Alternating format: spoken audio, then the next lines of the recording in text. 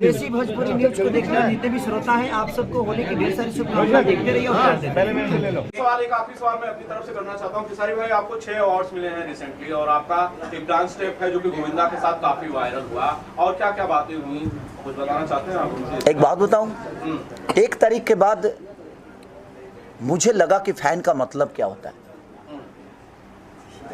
पहले हम लोग भी कभी कभी होता है ना कि आदमी किसी पोजीशन में रहता है, इरिटेट हो जाता है फोटो वोटो खिंचाने के लिए, या कोई मिलना चाहता है तो थोड़ा सा बोलता है बाबू रुक जाओ थोड़ा सा। लेकिन मैं रियल में गोविंदा जी का बचपन से बहुत बड़ा फ़ैन हूँ और मेरे दिल में उनके लिए क्या सम्मान है शायद मुझे खुद ही पता नहीं। मैं उनसे कभी मिलना नहीं चाहता था, इसलिए क्योंकि मेरे लिए वो गुलाब के फूल की तरह है और मैं उनको छूना ही नहीं चाहता था। छूता तो शायद वो बिखर जाते। इसी आशा में मैंने बोला कि नहीं, कभी मिलूँगा नहीं। एक मेरे लिए जैसे तस्वीर होती है ना मन में, और उनके हाथों से मुझे अवार्ड मिलना और मेरे साथ परफॉर्म करना, मैं तो सारा जितना भी स्टेप करना था मैं भूल चुका था। उनको देखते ही मेरे सारे दिमाग के स्टेप चले गए जब मैं क्या रिहर्सल किया हूँ, मैं अपना ही कुछ कर रहा था। तो वो मेरे लिए मोमेंट मुझे लगता है कि मेरे जीवन की सबसे बड़ी कमाई थी, गोविंदा जी के साथ मेरा खड़ा होना और गोविंदा जी को मुझे गले लगाना और गोविंदा जी के हाथ से मुझे अवार्ड मिलना। और इतने सारे लेजेंड हमारे भोजपुरी के, हमारे 3-3 सांसद, 3-3 एक्टर, बहुत सारे एक्टर वहाँ पे, बहुत सारे एक्ट्रेस, बहुत सारे डायरेक्टर, बहुत सारे प्रोड्यूसर, और उनके सामने गोविंदा जी के हाथों से मुझे सम्मानित करना, ये मेरे लिए एक बहुत बड़ा मोमेंट था। और मुझे लगता है कि ये अवसर मेरे जीवन का सबसे बड़ा अवसर था जो मुझे 1 तारीख को कलकत्ता में मिला। अच्छा, बहुत सारे लोग कह रहे हैं कि उसमें चौथा भविष्य का भी एक सांसद खड़ा था।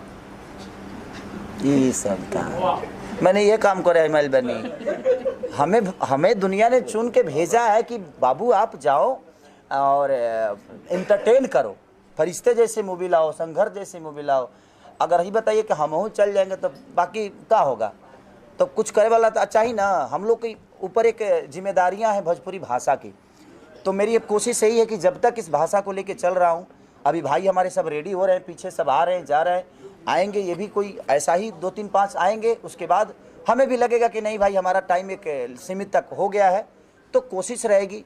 नहीं तो मेरा तो विचारधारा ये कि बच्चन साहब की तरह अपने जीवन को चलाऊं, बुढ़ापे तक एक्टिंग ही करूं और लोगों के प्यार का ही 2 पैसे आए और लोगों का स्नेह लेकर अपने जीवन को चलाता है। सर, एक आखिरी सवाल, एक सोशल आपका हर वो सवाल आखिरी का होता है। बिहार का एक सिंगर बड़ा वायरल हो रहा है, अमित नाम है उसका, अमरजीत नाम है, अमरजीत जयकर। सोनू सूद साहब ने उसकी वीडियो शेयर की, कहा कि मैं अपने गाने, अपने फिल्म में गाने का मौका दूंगा। खेसारी भाई भी कुछ ऐसा कर रहे हैं? बिल्कुल। अगर वो देखिए, अब उनको तो बहुत बड़ा प्लेटफॉर्म मिला है सोनू सूद जैसे, और हिंदी में गाने का मौका मिला है, तो मैं तो कभी नहीं चाहूँगा कि वो भोजपुरी में आकर करे कुछ, क्योंकि वो प्लेटफॉर्म बड़ा है, उनके लिए वो प्लेटफॉर्म बड़ा है और हमारे लिए गर्व की बात है।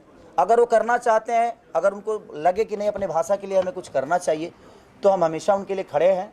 और मेरी तरफ से उनके लिए शुभकामना है कि जयकर जी आप अपने भाषा के साथ और अपने मिट्टी के साथ अपने भाषा को और अपने आप को और हम सबको इतना बड़ा कर दीजिए कि हम भी बोले कि हमारे बिहार के हैं ये, और इन्होंने इतना बेहतर काम किया। आनंद एक सवाल है, आपको डर कब लगता है?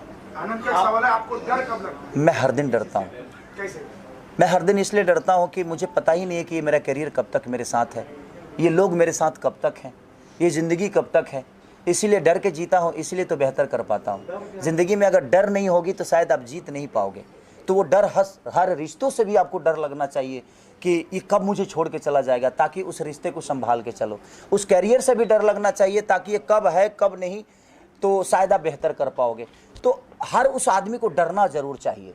निडर आदमी हमेशा गलत कर जाता है, और जो डरता है वो कुछ करता है, क्योंकि उसको लगता है कि नहीं यार